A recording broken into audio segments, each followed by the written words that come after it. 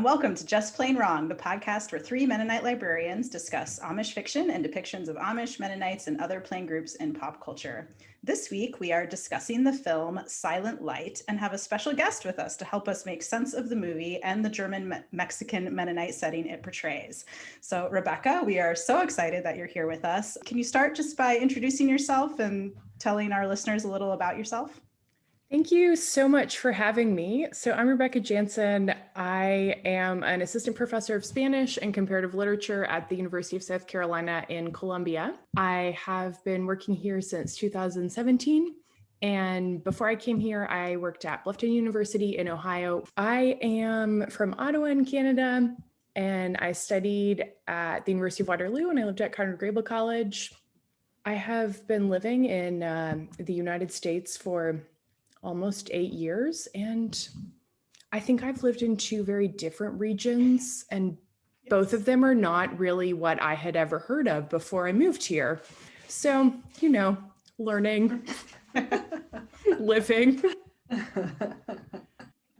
So into our discussion on this movie, we're going to start with a loosely related opener question. This movie really seemed to get into sunrises and sunsets. It opens with, I think, an 8-minute sunrise and ends with an equally long, slow pan out sunset. So in honor of that, why don't each of us share the best sunrise or sunset experience they have? So Abby, why don't we start with you? I don't quite know if this is the best. It might be a little bit the best / worst / most commodified to a certain extent. So the summer out of college, or the summer after I'd worked a full year out of college, I went to Egypt with a friend, and we traveled around, and we ended up visiting Mount Sinai. And in a heavily touristed area, the whole thing was like you stayed at a local town, and then you got up very, very early, and you would climb up the mountain. And if you were smart, you would ride a camel on the way up, but that we were too cheap. So that you're like, it's the middle of the night and you are climbing up, mountain, getting lapped by camels. You make your way up to top along with, and by the way, I have to mention, you're doing this with like you and your closest 100 friends, because this is a tourist bonanza. And then you get up there, and it's also really, really cold. You're having this amazing, intense, potentially spiritual experience in a very kind of forced way, hence the commodification.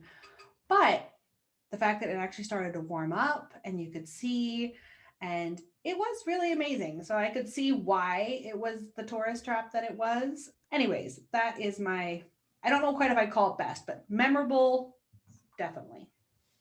How about you, Tilly? I feel certain that I've seen very remarkable sunrises and sunsets in significant places, but when it comes down to it, at least the sunsets that I treasure the most are just the ones at the farmhouse where I grew up. We spent a lot of time in the summers sitting on the porch, eating ice cream or drinking tea and watching fireflies over a very Ohio-sized gentle hill, looking at the fields and watching. It's very serene. All right, how about you, Rebecca? What's your most memorable sunrise or sunset? From my dining room, you can see a really nice sunrise over my neighbor's house, and they have a tree that I think is a cherry tree that's in bloom. So it's just really beautiful.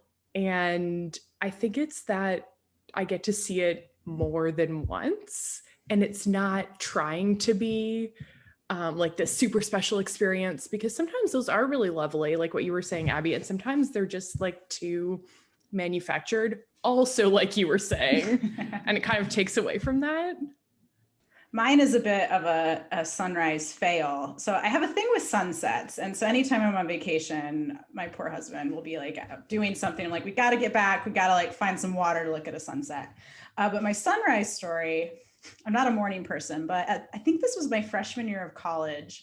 A group of friends and I decided that a thing we needed to do at some point in our lives, so why not do it right then, was stay up all night and then watch the sunrise.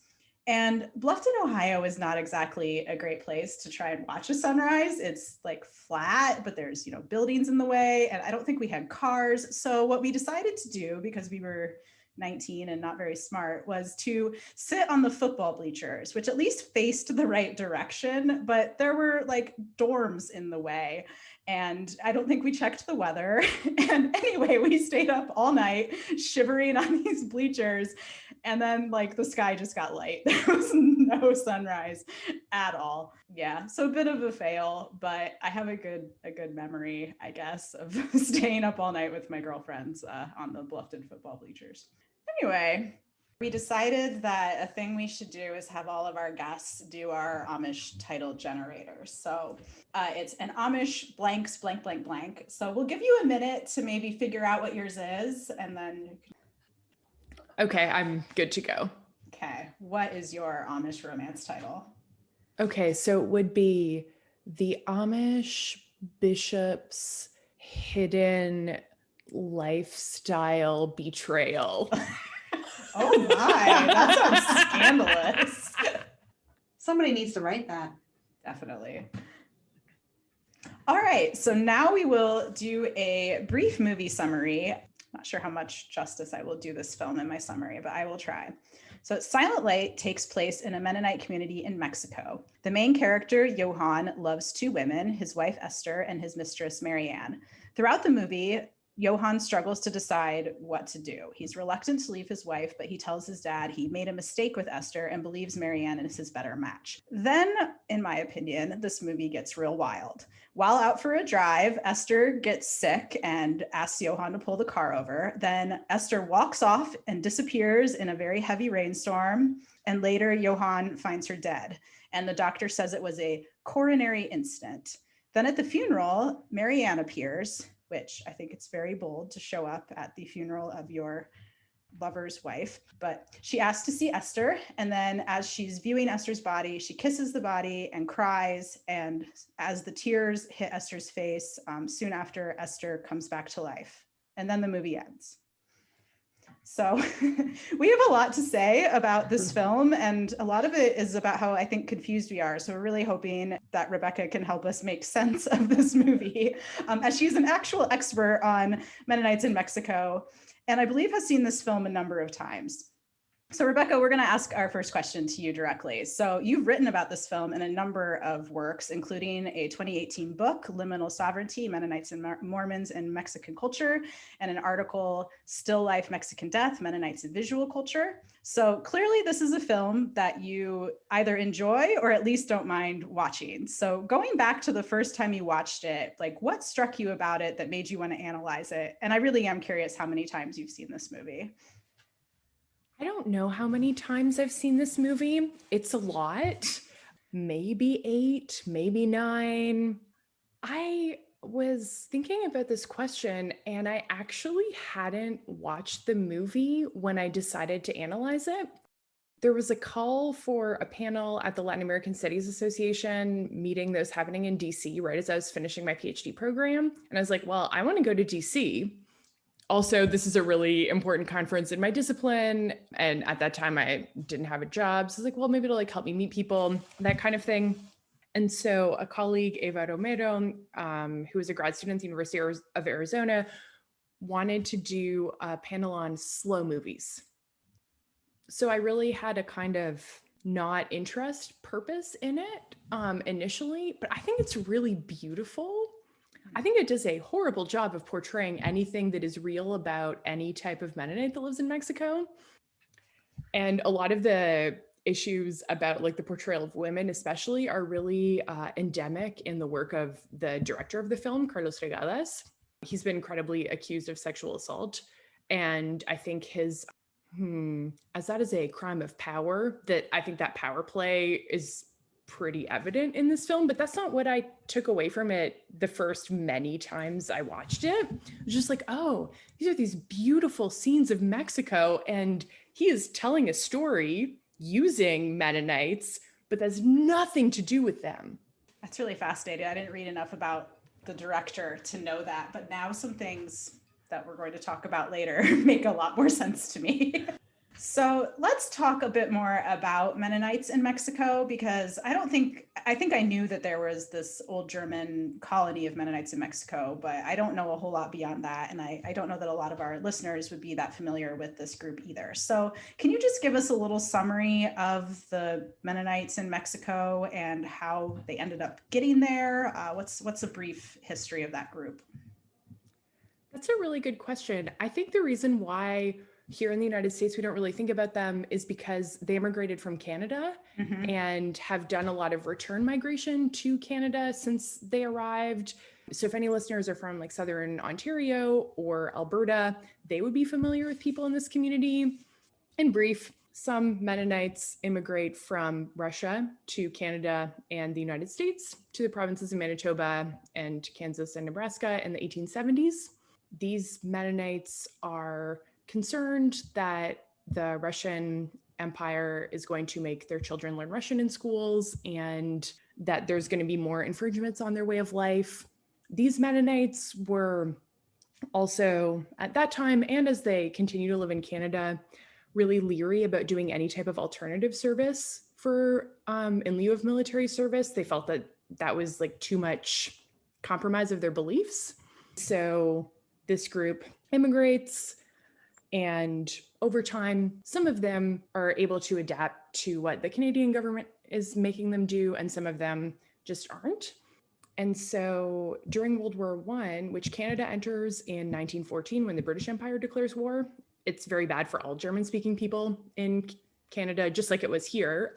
And then at the end of World War I, 1919, they're like, okay, this draft thing is bad. The Manitoba government says you can't teach German in your schools anymore. These Mennonites are a lot like Old Order Mennonites and Old Order Amish in the sense that their belief is that you might maybe get to heaven and that it depends on the whole community. It's not an individual thing. And so it's really important that your community is doing things right with God. So some of them decide to move to Mexico. They're like researching their options as Mennonites do when they're looking for a place where they can have their beliefs. And the Mexican government says, yep, you can have your own schools. They can be in German. They can be religious. So the textbooks are the Old Colony Catechism, which is in German, and the songbook and the Bible.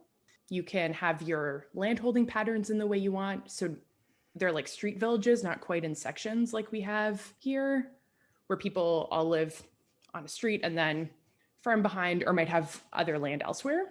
And there'd be a school in every street village and a church maybe every 2 villages, depending on how big they are. A different kind of plain dress than Old Order Mennonites or Old Order Amish. The women wear dark kerchiefs, not white, and not bonnets. And it's exactly like we see with people who belong to Old Order and various types of plain groups. It's like there's gradations of what kind of pattern you can have. And like where you live also super influences that, like you all have been saying, in the different areas that you come from. In terms of, are they more similar to the Amish, where it might be like, each district with its own bishop kind of thing, so there'd be, most of the decision making happening at that level? Or is there a larger thing that would have connected this group other than kind of a shared set of beliefs in terms of like? That's a really interesting question. I think that when I was in Mexico and like kind of talking to people, because I don't really speak Low German, I traveled once with my father who is bilingual. They just say like they're in our Gemeinde, like in our church. But there's a lot of different church groups that all use the same catechism and the same translation of the Bible and the same songbook that interpret it really differently. And at least for the people who decided to immigrate, there were bishops from southern Manitoba, from Swift Current area in Saskatchewan. But how these people decided to follow these bishops, I don't know. I know like what some of my own relatives did is because they were kind of like more like plain inclined, I guess, and were, leery of changes. And so we're like, okay, we're going to go to Mexico because we think this is the best way to follow God in our communities. But today, I would say that they're called colonies, so groups of villages, but they vary significantly in size. And they have a secular leader who does all the dealings with the government and a religious leader who will oversee all of the local churches. Silent Light, as we've mentioned a couple times, is slow. And I think we mean very slow. It's also pretty beautiful. So it's lots of panning shots of scenery. But when we say slow, we mean like, I believe I checked the time on the video and it was 8 minutes before there was any dialogue. And every scene was just sort of very slow. But I'm curious if we could at least each pinpoint one scene that we liked or had as a favorite. So Abby, why don't we start with you? There is this very idyllic scene where the children, Johann and Esther's children, are bathing in this stream / maybe cattle drinking thing. I'm not sure exactly what it was. And it's just very peaceful. And then the parents are there and they're getting their baths and they're like massaging their feet. And it's just this very kind of idyllic thing. So I thought that was really beautiful. Although I have to admit, there was part of me that was convinced that like something bad was going to happen because I clearly watched Jaws at too young an age and have irrational fears about water. I felt like that throughout much of the film because there was no musical soundtrack either. And so there were like 4 times where I was like, this is going to turn into a horror movie. This is definitely going to turn into a horror movie. I knew it didn't, but it sure felt like it could. And the bathing scene was one of them. Yeah. So despite that, I did think it was really lovely. I enjoyed that. And then my only other thing I did want to mention, I was just impressed by and very curious about the filming in this very pivotal scene where Johann and Esther are driving in this car.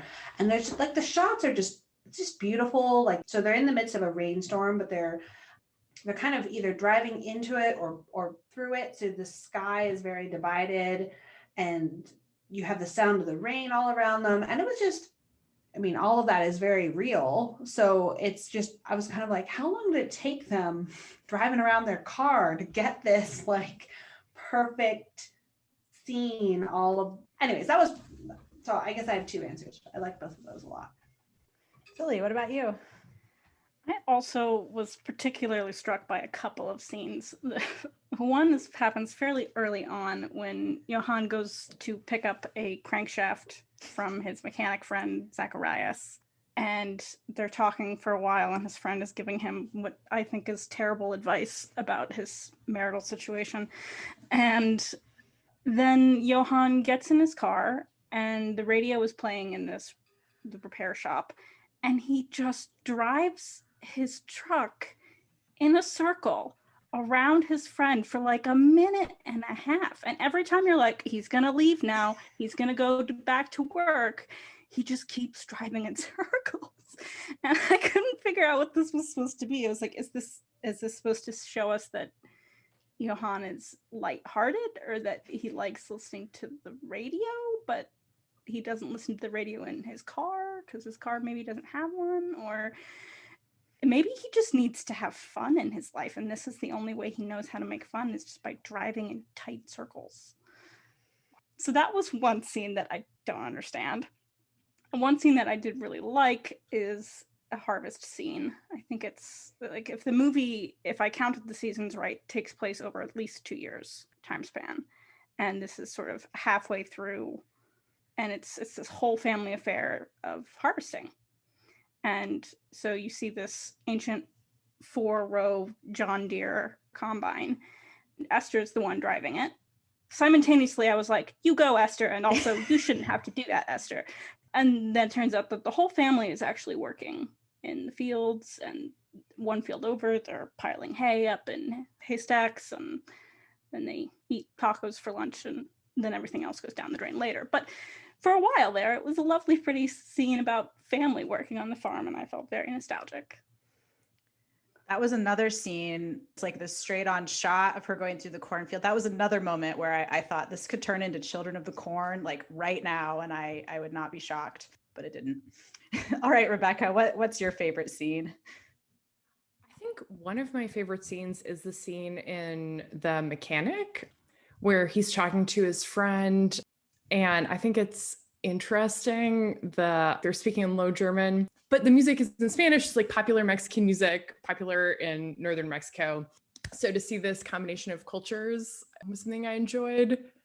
Also the deeply, deeply improbable, like, Would you really be talking to your friend at the mechanic about your affair? Like, I just can't imagine that happening in any culture that I'm aware of, but I did like it anyway, no matter how improbable.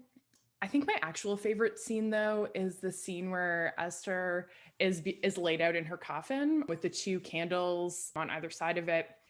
That's not how people look when they're being prepared for death in kind of broader Mexican culture, in indigenous groups in northern Mexico, and certainly not among any type of Mennonites. But it's so beautiful. And the shots are so long that you have to pay attention. I did wonder about that farm scene. It seemed like too romanticized. I was like, this seems like it's going too well. I don't know anything about farm work. It just seems very hard. Yeah, the farming scene was interesting. Part of me was definitely, I kept trying to pinpoint, the year that this was set. It was like, okay, so it was filmed in what, 2007? So the farming tech is not at all of the era of 2007, even if you assume that this particular Mennonite colony is behind the times. It's still like, it was like, okay, well, you're not using horses, so you I guess your bishop is allowing you to use machines from like the 1970s and 80s, because that's when they were all from. The majority of Mennonites who live in Mexico, who have these like extended roots in Canada, live in mechanized colonies. Since NAFTA, the remaining plain ones mechanized so they could be competitive. And they have such nice farm machinery, particularly in the area where this movie was filmed, in the Manitoba colony near Cuauhtemoc, Chihuahua. Certainly not every Mennonite person who lives there is wealthy, but there is a lot of wealth. According to some of the Mormons that I was researching who don't live super far away, they're like, oh yeah, also they'll repair things, which like you can't get repaired elsewhere. So I think there is maybe this, thriftiness, but I did not know they were that old. That seems just unlikely. Yeah, I thought it was weird too. I was like, wow, I already was having trouble trying to parse what level of technology they were and weren't allowed to have. Like, they were bathing outside, which implies that they don't have indoor plumbing, but they do have electricity, and they have older cars and older farm machinery. So it's supposed to be set in 1980s, and we just can't realize that, because and then I was scouring when they were on the highway driving wherever it is they were supposed to be driving before Esther dies. I kept looking at all the passing traffic to see if the cars were new or not, because I wanted to know when this took place, and there was no way that I could tell. Oh, those Mennonites there. I went to Old Colony Mennonite Church one Sunday, and they have a really nice trucks. Okay, so let's just assume it's set not when it was filmed. Yeah, I think it's set in like a fictional time and fictional place that's like deliberately trying to confuse the viewers.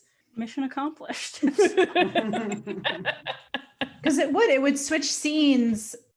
There's a scene where he goes into a barn and it's summer and he has a conversation with his dad, and when they exit the barn, all of a sudden it's winter. So yeah, I agree. Like, there's no sense of year or place or time. I mean, I think that's a theme of the movie. There's supposed to be a theme of the movie, is something about time. Well, there are two plot things I think we should talk about, and one ties in to what I guess I'll call my favorite scene. I'm going to call it my favorite because I couldn't pinpoint a favorite, and this at least kept my interest enough that I wasn't multitasking. But it's at the very end, sort of this last, I don't know, third of the movie, from the point that Esther dies till she comes back to life. So it's basically a resurrection scene. She dies. They're literally having this funeral for her. As Rebecca already mentioned, she's laid out in this really sort of scene that I've never seen before, like a bed with candles in this empty room. And then Marianne cries over her and she comes back to life. So I don't know, for the sake of this conversation, we'll say that's my favorite scene, but I also don't understand it at all. So I don't know if any of you have any light to shed on what that scene means. Like, is there a meaning to this for the German Mennonites in Mexico, or is this just something the director was trying to play with? My first thought was, in part because I read a clip about the director wanting to tell a story in like a fairy tale like environment that was sort of stripped down to archetypes. And I was like, okay, well, this is Prince Charming waking up Sleeping Beauty or Snow White or any of the fairy tales we get where someone is kissed and true love makes them wake up. And then I was like, okay, well, what does this say about Marianne loving Esther? Oh, and how and why? Like, is this a kiss and a resurrection that signifies that she is grateful that she let her husband commit adultery with her, or that she, like, I had such a hard time trying to determine what it was that made Johanna and Marianne have this affair and why it was framed as love rather than lust, when we didn't see any of the other trappings of their world to like signify why it was love. Like they just told us that they were in love with each other and we're expected to believe them, but we don't actually see them doing things day to day or talking about concerns or having personalities that would make you fall in love with them. And I've totally digressed from whatever my original point was. But you've conveniently touched on the second plot point that we need to get into, which is the affair and how it was depicted and what this movie is trying to say about fidelity and marriage and obligations. So we can just wrap all this together, because I do think you're right that there's some sort of connection there between these two women and their love of the same man and the fact one of them brings the other one to life. What I wanted to have happen was I wanted Esther to wake up and kick Johann out on his ass and then run off into the sunset with Marianne. Now that would have been a plot twist. And her 7 children that she would still have. It is funny the way the connection between the two, because I definitely, in hindsight, I don't think there's any actual evidence to support this, but for whatever reason, in watching that scene, I very much felt like this was somehow Marianne sacrificing herself.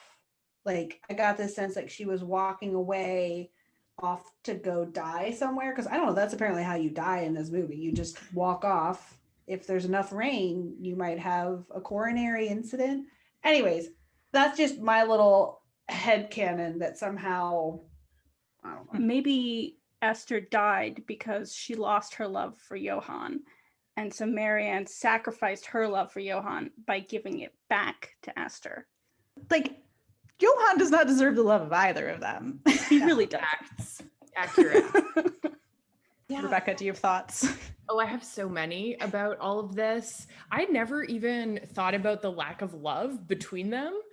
I was just like, why is this man doing this? Like, I think it's when anyone has an affair, it's not usually a love thing. It's a communication or a sex thing or a dishonesty. Like, there's just something else happening. But this was all so improbable. Why would you pick him? And also, Mariana, like, how is she not married? And how does she not have children? I 1000% believe that people in that community are having affairs, but I'm going to go down a limb and say it's between people who are unhappily married. Mm-hmm. Because if you're a single woman, depending on how in that particular community, you could leave the Old Colony Church and attend a more evangelical church or a church that is similar to the former General Conference Church and maybe have some more possibilities for education or different jobs. But if you don't speak Spanish, you can't, or drive, can't really leave your community. And you would have a job in the way of many jobs women have, like kind of more caring type of job, not a business owner, or like work in your family's business. Mm-hmm. You could be an important person in your family's business, but it's like a store, something to do with agriculture, something to do with like small time manufacturing. It's just, she wouldn't have an ice cream shop. Also, where they film that is a restaurant, not an ice cream shop. She lives alone from what it looks like. You only really see this like small house with like a very sterile room. It's just like, she's not living with family. Like, that's just like not... maybe if she's not married, she'd be taking care of someone else's kids, mm-hmm. you know, or helping other people on their farms. Like, how did they meet? Did they meet at church? Because that's kind of a different level of horrifying. If you go to Old Colony Church, you're sitting on opposite sides, men and women, and there's no visiting after. But how would they meet? And also, she definitely would not have been living by herself. The young women that I met lived with other young women who had gone from a colony where the economic situation was quite bad to one where they could get a job. But like, you don't go by yourself. And like, they lived in a home that they rented from someone in their church. So it's all very safeguards that, and also people are watching you all the time. You would not be doing this in broad daylight. At this point, clearly no one is giving Johan any oversight. Like, I mean, if they're all like, tough about that affair, it must be hard to love two women. As your pastor, I'm just going to tell you it's okay. Yeah. His dad, who is a pastor, is basically like, I'm sorry that this is hard for you, and I don't really think that it's good, but I once had romantic feelings for another woman, and they just went away. So yours should, maybe go away. Yeah, there's a lot of things that just seem like not like normal human relationships in this movie. So it is like, what is the broader story that is trying to be told? What's the real message? Along with that, I found it really troubling how it felt like Johan we were supposed to empathize with him and this like thing weighing on him. And we were supposed to think he was a good person because even though he was, treating two women terribly, he was being honest with them, as though that somehow like negates what he's done. And I found the honesty in this movie almost manipulative. Like, oh, I'm doing the right thing by telling you what's going on, even though I'm not going to change my behavior at all. I'm going to keep on doing it. And that's why when you said that bit about the director, I was like, oh, now some of this makes a bit more sense, his portrayal of men and women in this movie. Especially because even with both of the women in the know, neither women, particularly Esther, like, just because she knows she still doesn't have any leverage or safety net. Presumably, divorce is not really an option. She has 7 kids, and she's responsible for them. None of them have left the house yet, and she can't just kick him out, and she can't just leave. Like, she has no tools to get him to stop or to change her own life's path. She is stuck. And so the fact that he's telling her this, and he's like, talking about how he loves this other woman and how he made a mistake with Esther, who he had 7 children with. That would be heartbreaking. Like, even if she stopped loving him, being stuck in that situation, I don't know what she could have done. So I'm not inclined to give him any sympathy. Like, I'm sorry that the phrase is like, he feels like his insides are turning to lead or something. And I was like, well, maybe you, as the person with the power and the authority in this relationship, should be doing something differently. One thing I found really interesting about this movie is that all of the actors, or at least most of the actors, were amateurs, and it seemed like most of them were plucked like right out of this community. So Rebecca, I'm wondering if you could tell us a bit more about this community and how they would have responded to this movie and what their views on like worldliness would be, because like they seem to be okay with being actors in this movie in a way that like we know the Amish community depicted in Witness was not. So yeah, we're just a little curious about how all that played out. This is actually something that Carlos Regadas does in most of his movies, is use amateur actors because it's quote unquote more authentic. All of these people are from a Mennonite community, but none of them belong to the Old Colony Church. Interesting. And so there are people who look the same and also speak Low German, but they're not from the community that the film is ostensibly portraying. And no adult women agreed to act in this film. So the 2 female leads are Miriam Taves, the Canadian novelist from Southern Manitoba, who lives in Toronto, and Maria Pankratz, who is from Germany, whose family, I assume, immigrated to Germany after the Soviet Union ended. So Miriam Taves notably doesn't speak Low German, and Maria Pankratz, if her family had lived in the Soviet Union, would not have been allowed to, and also would be a different variety than what people speak in Mexico.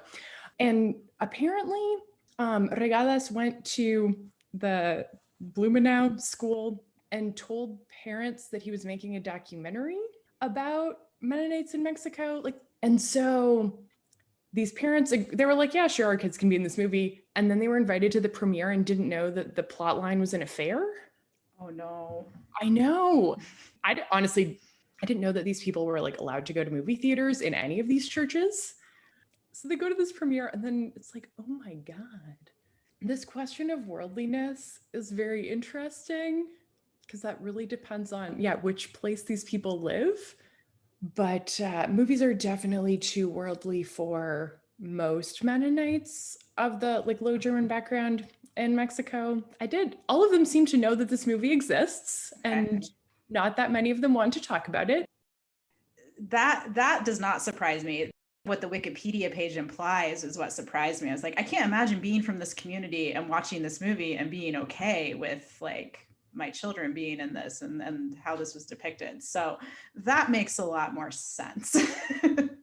Well, let's move into our reviews. And this movie got some very good reviews from the likes of Roger Ebert and the New York Times. It was not a typical movie. We might call it a, quote, art film.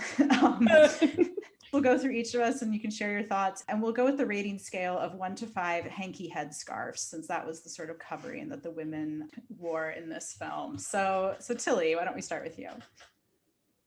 I have different feelings than I did just an hour and a half ago, knowing how the director's behavior has influenced things. I think for me that, visually and in terms of acting, I thought it was very compelling, more compelling than I thought it would be when I heard it was a slow movie. I was like, all right, I'm gonna have something to do with my hands. And eventually a friend came over and we talked through the silent parts and yelled at the screen together. But, it did make me feel things and it made me question things. I didn't feel I was able to gauge the accuracy because I'm not personally familiar with Old Colony Mennonites, but I liked that the actors didn't look like Hollywood actors. I liked that they looked like they had tan lines and paunches or like a little thin or a little overweight. And I thought that the acting seemed very sincere. I felt for these people, well, the not Johann people. But I also, like in terms of the Mennoniteness, I'm just not sure why it was set where it was, because like some of the other reviews, like Roger Ebert, framed this as this crisis of faith, but I didn't see faith being present in the movie at all. Like there wasn't much discussion of God or faith or broader community. It seemed like everyone was sort of isolated.